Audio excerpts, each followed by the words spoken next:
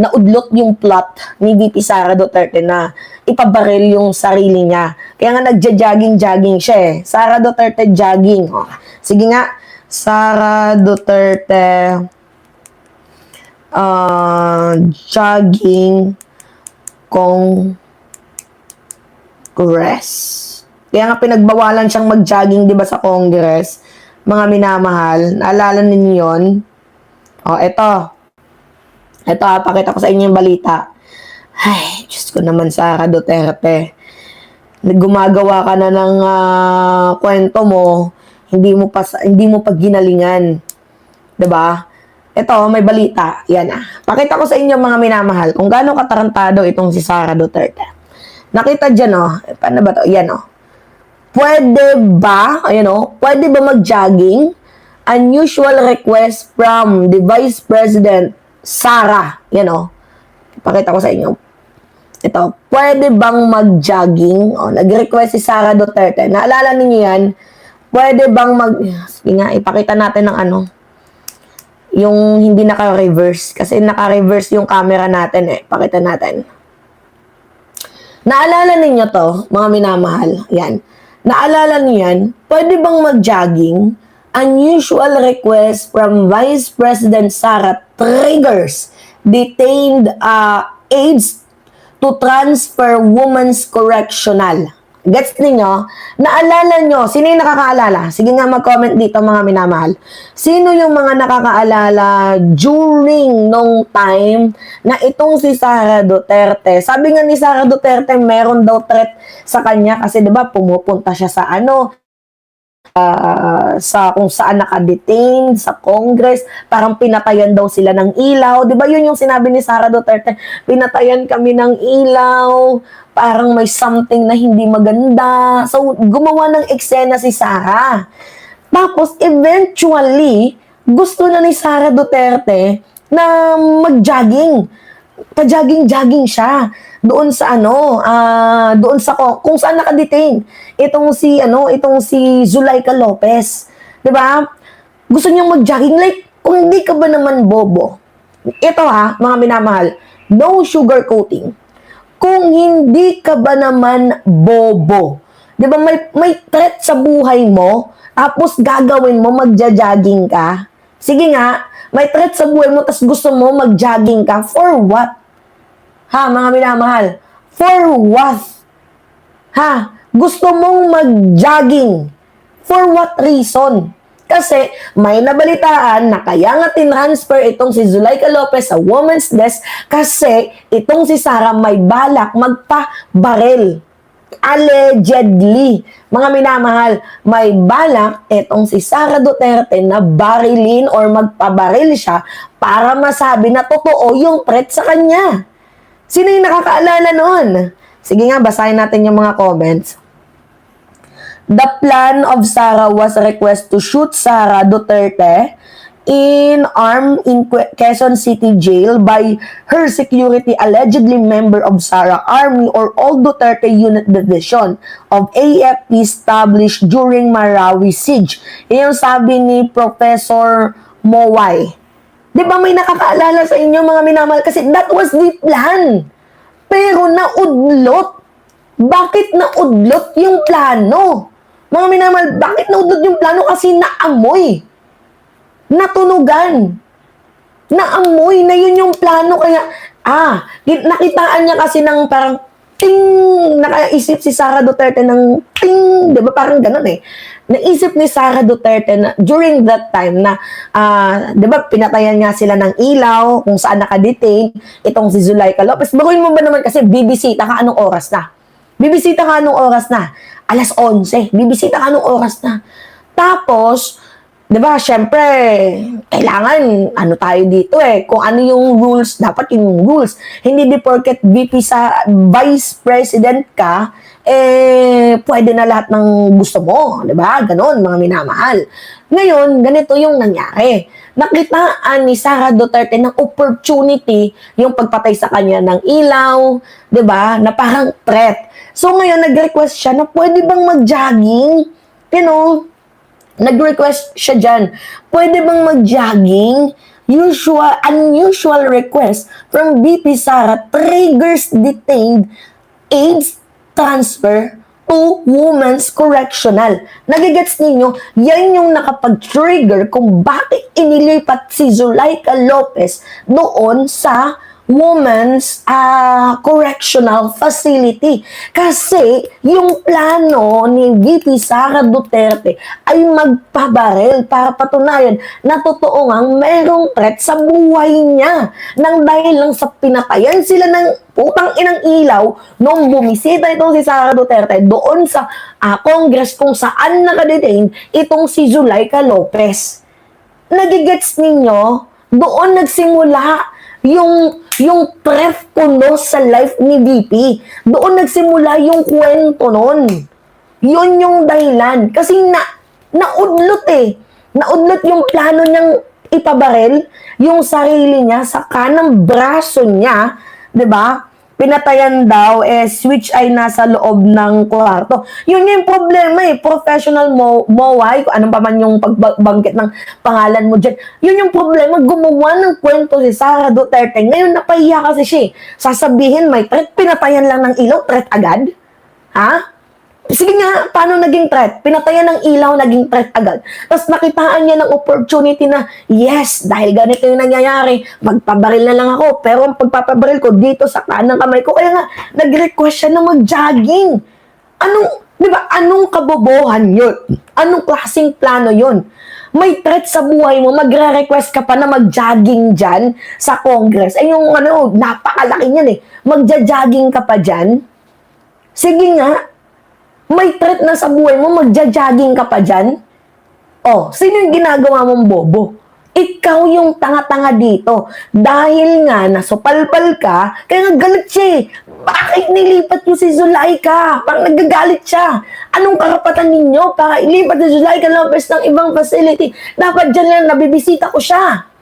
Ganon, galit na galit si Sara kasi during that time, hindi niya na mabisita itong si Zulaika Lopez. Diba? Alam niyan ng mga last year, ganyan yung twist. Ganyan yung twist. Pero, eto na, medyo lumamig yung panahon. Nagkaroon ng video call, press conference, nagkaroon ng meetings, nandoon si Zulaika, nag-e-emote-emote. Ngayon, kung hindi ba naman tarantado, mga minamahal, kung hindi ba naman tarantado itong si Sara Duterte para gawin nilang palusot, na kaya niya lang naman nasabi yun dahil tinanong siya, anong katangahan yun? Sige nga, anong katangahan, anong kabobohan yun? Di ba ipapalusot mo na kaya ko lang naman nasabi yun dahil tinanong ako, biglang nagbago ang kwento. Nagigigil ako. Nagigigil ako, mga minamahal. Ma-high blood ako. Nagigigil ako. Paano nangyari yun? Sige nga. So ngayon, sinisisi mo yung nagtanong sa'yo. Sino yung nagtanong sa'yo? Yung vlogger, pangalan, Princess Maui. Sino naman yung nag-upload? Si Harry Roque.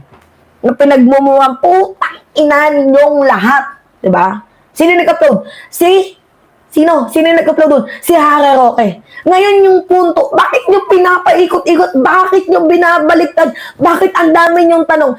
Tinatanong kayo ng maayos, ang ibabalik ninyo, tanong din? Hindi nyo na lang sagutin? Diba? Bakit hindi nyo na lang sagutin? Ang dami nyo pang tanong. Sagutin ninyo. One question. Ano ba yung sinabi ni Sara Duterte? Putang ina neto ni Sara, lakas din ng tama eh. Di ba, sabi niya, meron pa siyang nalalaman na, ang tawag dito, mga minamahal. Ang sabi niya, in this bloodbath, in this bludgeoning, I will be blooded but unbowed. Kumbaga, yes, magiging madugo, pero hindi ako susuko. Putang ina, hindi susuko, pero hindi ka uma-attend. Meron bang ganon? Tapos, yung original yung original na sentence ninakaw mo kay William Ernest Henley Invictus. Punyeta ka sa, nagigigil ako. Diba? Gets ninyo, mga minamahal? Bludgeoning. Ano ba yung bludgeoning? Ha? Ano ba yung bludgeoning? Yung bludgeoning, madugo, puksaan, pukpukan. Yan yung ibig sabihin ng bludgeoning. Pero ikaw hindi ka uma-attend. Nasaan yung bludgeoning doon? Nasaan yung sinasabi mong unbowed, hindi ka suko. Walang magpapaano sa'yo. Nasaan na yun? Yun yung hinahanap ko. Diba? Yun yung hinahanap natin, yung sinasabing mo, ready na yung defense team namin, ready na kami. Yun yung hinahanap namin. Diba, mga minamahal? Yan yung hinahanap namin, yung bludgeoning na tinutukoy mo, pero nasaan yung bludgeoning na yun? O bloodbath ka pang nalalaman? Mayroon bang bloodbath na ang ina ninyo, walang bloodbath na hindi uma-attend? Ha? Walang bloodbath na hindi uma-attend. Walang ganon. Oo. Huwag nyo kaming niloloko sa bludgeoning mo na yan. VP Sara Duterte. Dapat sana, mas matutuwa kami. Yung meron kang sariling praise yung I will cut his head.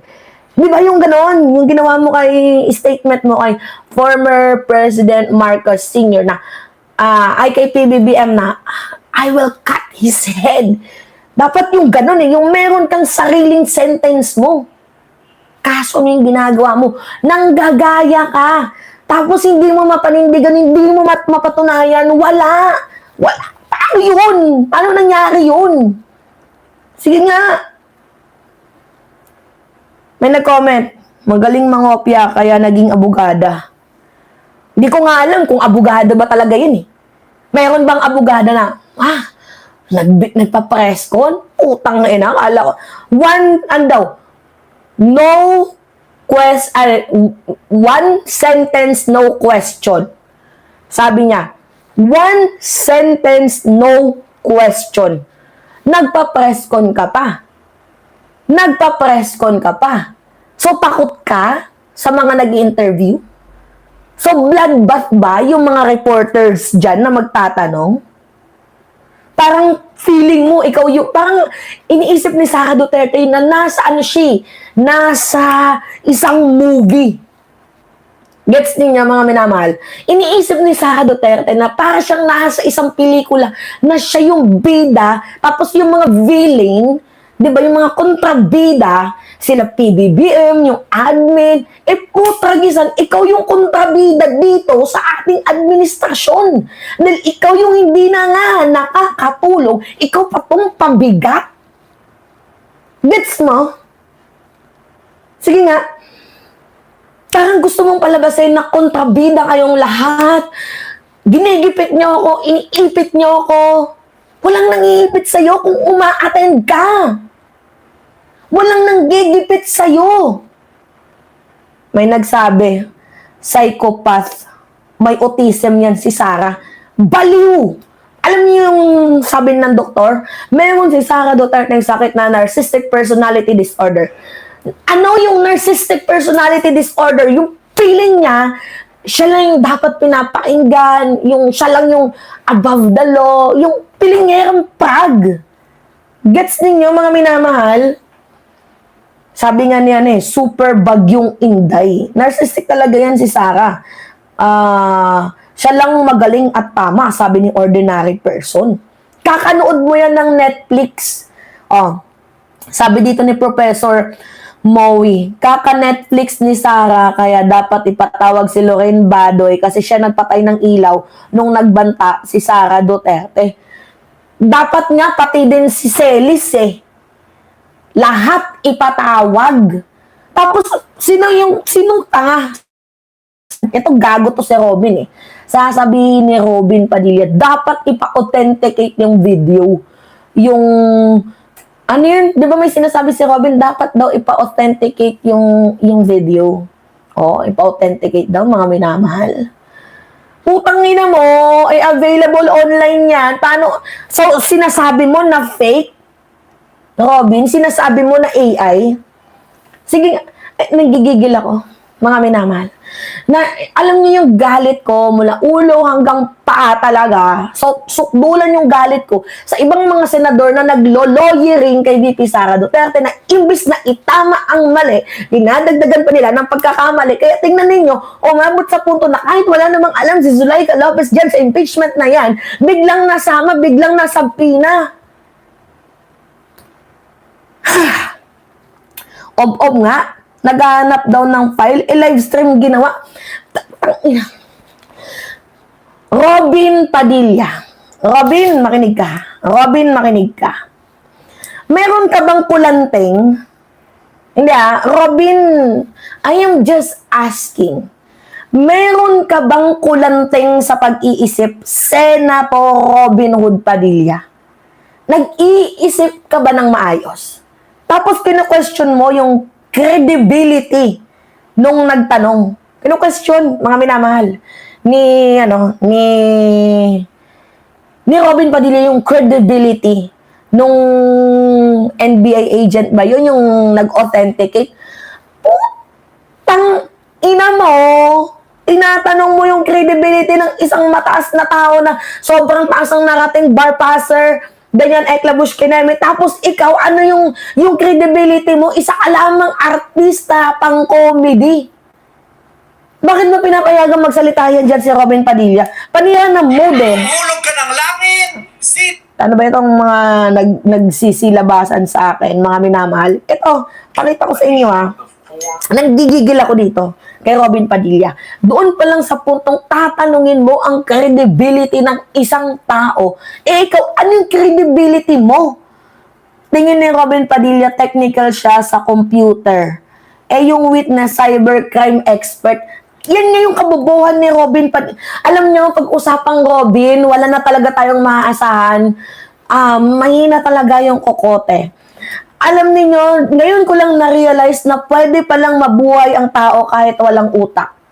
Dahil sa ginawa ni Senator Robin Hood Padilla, parang naging kawawa ang Pilipinas. May pag-asa pa ba tayo? Napapatanong ako, may pag-asa pa ba ang bansang Pilipinas? Mga minamahal, yung kung makatanong ng kredibilidad si Robin, tapos siya nga, napakabobo at ex-convict. Diba? Ayaw niya maniwala, kumalat yun sa TikTok, ayaw niya pang maniwala. Kasi yung gusto niya, di ba available naman yung video online at yung nag-post nun si Harry Roque. Si Harry Roque yung nag-post nun. Ngayon gusto niya pang ipa-authenticate. Anong tingin mo dun yung mura AI? Robin, ang bobo mo. Napakalutong, B.O.B.O. ka. Nagtanong ang isang walang credential. You're son of a Feeling ni Robin, meron siyang achievement unlock dito sa impeachment trial na to Sige nga, panoodin natin. Sabay-sabay tayong magalit, mga minamahal. Sabay-sabay tayong mainis. Alam niyo, kapag good mood ako, may times talaga na, di ba good mood ako, masaya ako. Pag gusto ko lang inisin yung sarili ko, lagi ko lang tinitingnan si Robin Padilla. Nagkakaroon talaga ako ng from good mode, biglang switch sa beast mode. Inang bobo na itong senador na to. Di ba mga minamahal? Ay nako. Hihingin yung raw video, live stream ginawa yun. Tang ina mo.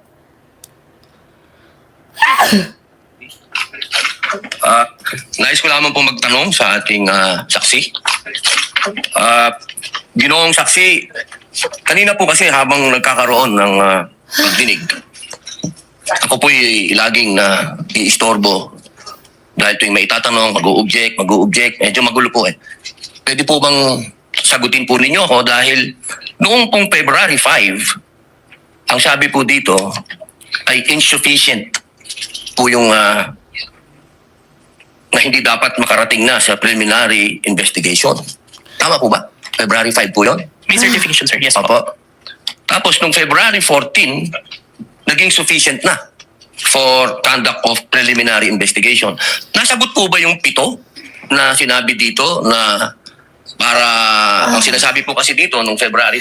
Tang ina mo, Robin, mag-google ka. Total, diba, kahapon, nag-google si Robin Padilla. Hindi, ginugoogle ko to. Really? In front of many Filipinos, during the hearing of impeachment trial, gagamit ka ng cellphone, gagamit ka ng Google, so wala kang kokote? Wala bang nag-a-advise sa'yo? Ang hirap mong paglaban ng Robin. Oo, ang hirap mo ipaglaban. Napakahirap mong ipaglaban, napakahirap mong iligtas. Dahil sa'yo, kawawa yung Pinas. Ay, merong 7 na kulang. I believe so, sir. That's why we have received a certification, sir. Ayun. Kasi po, parang narinig ko kanina, hindi po naibigay yung original copy ng sinagawang interview kay Vice President Sara Duterte. Yung original po, na kopya, kung sino po yung nag-record. Wala po kayong affidavit? Meron po ba kayong affidavit na nakuha nyo? Yes, sir. Ako po yung ang inire-request po ng DOJ dyan is affidavit po nung nag-screen record, which is my affidavit, Your Honor. Meron po siyang affidavit? Ako, sir. Ako po yung nag-execute, sir. Kasi hindi po yung mismong tao. Yes po. Ang hinihingi po kasi ni DOJ is kung sino yung nag-screen record through OBS, sir. Hindi po yung mismong tao. Yes, Your Honor. Kayo lang po yung nag-affidavit. Yes, Your Honor. Pero meron po kayong pagkakataon ba na nakausap niyo yung tao at nagbigay siya ng affidavit? May I clarify, Your Honor, if sinong tao yung tinutukoy? Yung nag-record po. Ako po yung nag-record through OBS, sir. Hindi po. Yung mismong nag-record po kay Inday sa Vice President. Putang ina mo, ang nag-record noon, si Harry Roque, bobo ka ba? Ha? Tragisan ka, ang nag-record noon, ang original na nag-record noon ng live stream na yon, si Harry Roque at siya yung nag-post. Bobo ka ba? Original copy and shared copy. Hindi kasi ganito. Yung video na yon, original siya sa isang live stream. Live stream yon. Robin, kahit nga sino pwedeng mag-record, kahit ako. Utang ina mo, nanggigigil ako.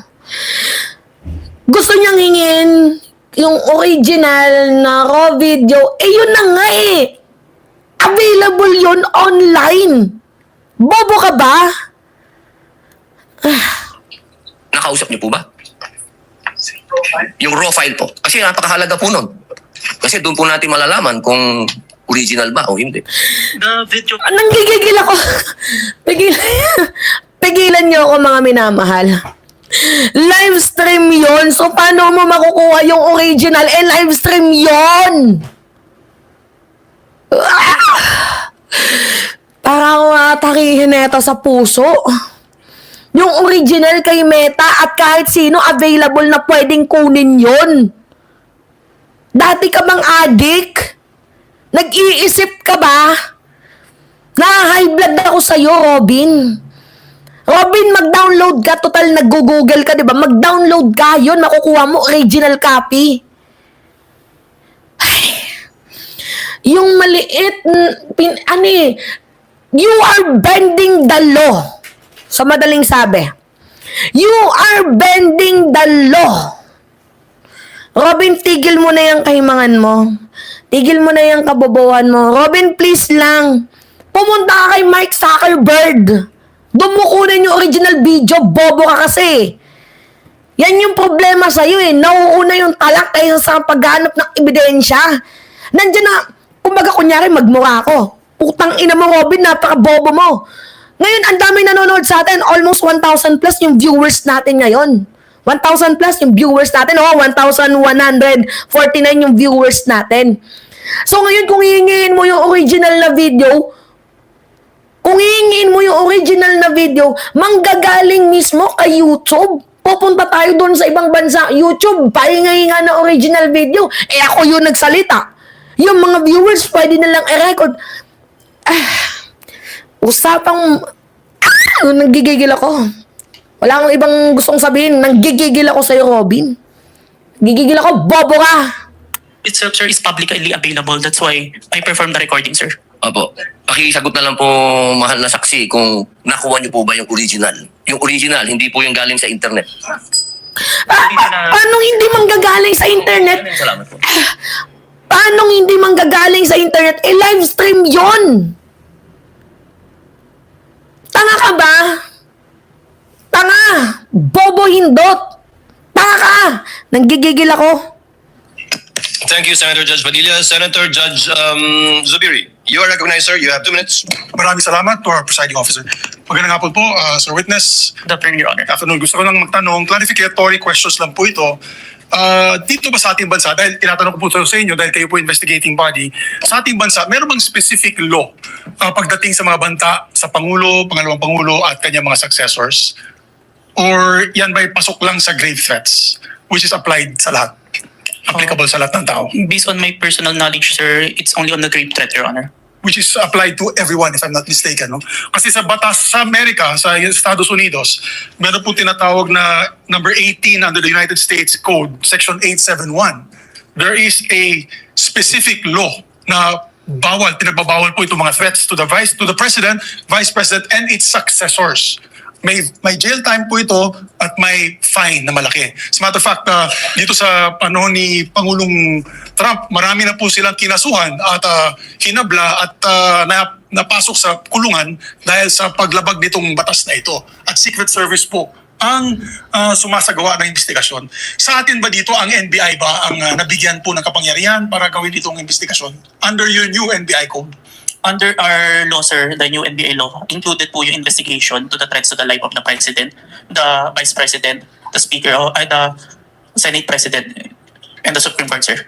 So, klaro na kayo, nasa kapangyarihan ninyo kasi hindi pwede sa Presidential Security Group. Hindi katulad sa Estados Unidos, yung Secret Service ang talagang nanguhuli at nag-imbestiga. Sa atin dito sa Pilipinas, ang NBI po ang nangunguna sa investigasyon. Tama po ba yan o mali? It is within our law, sir. Okay. And this is just food for thought because not only are we senator judges, we're also legislators. It may be time that we also craft a law that will be specific on threats made to the President. Okay. Iba na yung linya dyan ni, ni Mr. Zubiri. Buti na lang dumating ka sa eksena, Zubiri. Dahil kung hindi, baka pati cellphone ko, binasag ko na, nanggigigil ako. Oo. Sakit sa ulo yung si Robin. Kailan pa ba hindi naging sakit sa ulo yan si Robin Padilla? Sige nga. Kailan pa ba hindi naging sakit sa ulo yan si Robin Padilla? Bobo nga yan eh. Nanggigigil ako, mga minamahal. Walang ibang ginawa si Robin Padilla kundi inisin at galitin tayo eh. Oo. Ay, nako. Senator Marcoleta, improbable na dalhin sa Sandigang Bayan. Ito mga balitang binibigay sa akin ng mga team natin. Ang lalakas din ng tama ninyo. Dito, pinag-usapan natin impeachment, isisingit nyo si Marcoleta. Si Marcoleta parang baliw. 'Di ba? Hindi na kailangan isingit si Marcoleta, mga minamahal. Oo, hindi na natin kailangan yun, si Marcoleta. Oo, dahil ganito kasi sa loob ng 8 days, pag-uusapan yung trial ni Sara Duterte about sa the threat that she made during live stream kay President Bongbong Marcos. Ganito lang yan. Ganito lang yan kasimple, mga minamahal. Kasi, ang pinakapunot dulo ng issue lang lahat ng ito, kaya lang naman daw, nasabi ni VP yun, kasi sinasabi niya na meron daw threat sa buhay niya. Ngayon, sige, wag na natin guluhin yung batas. No more question. If meron ka ngang na-receive na threat sa buhay mo, then, unang gagawin mo as a lawyer, di ba, lawyer ka, abogado ka, may utak ka, matalino ka, lawyer ka nga, di ba? Una dapat na ginawa mo, nag-report ka sa NBI, nag-report ka sa police, inireport mo agad ito. Kung totoo na merong threat sa buhay mo. At kaya mo nabanggit na mayroon ka ng hinard na hitman killers for President Bongbong Marcos or even dito kay former Speaker Martin Romualdez and kay First Lady dahil nga may threat sa buhay mo. So, dapat yun yung bigyang pansin natin. Unahin natin yung issue mo. You made the threat because merong threat sa buhay mo. Ngayon, patunayan mo na yung threat sa buhay mo is totoo. Like, sino ba yung nag-threat? Kailan ba nagawa yung threat? Ano yung number para ma-authenticate, mabigyan ng pansin at mabigyan ka ng proteksyon. Kasi in the first place, you are a lawyer. Lawyer ka. Lawyer ka, nag-iisip ka naman siguro, 'di ba? If may threat, una mong gagawin, magre-report. Kasi yun naman yung dapat. Show the conversation. Pakita mo. the conversation of alleged threat sa buhay mo. Kaso anong ginawa mo? Nag-video, nagpa-live ka kasama yung mga DDS, 'di ba? Nag-live ka, and then ano yung ginawa mo? You made a threat. Ikaw na yung gumawa ng threat. Oh my God. Sa totoo lang, medyo high blood ako. High blood ako dito kasi napaka-bobo. Bobo talaga yung ginawa ninyong palusot. Mahina yung defense team ni Saha. Sobrang hina. Oo, sobrang hina. Mahina pa sa weak. Mahina yung defense team niya. So, ang ending dito, makukonvict yan. Si Sarah. Anyway, pengi ako mga minamahal ng likes. Likes lang po. 03.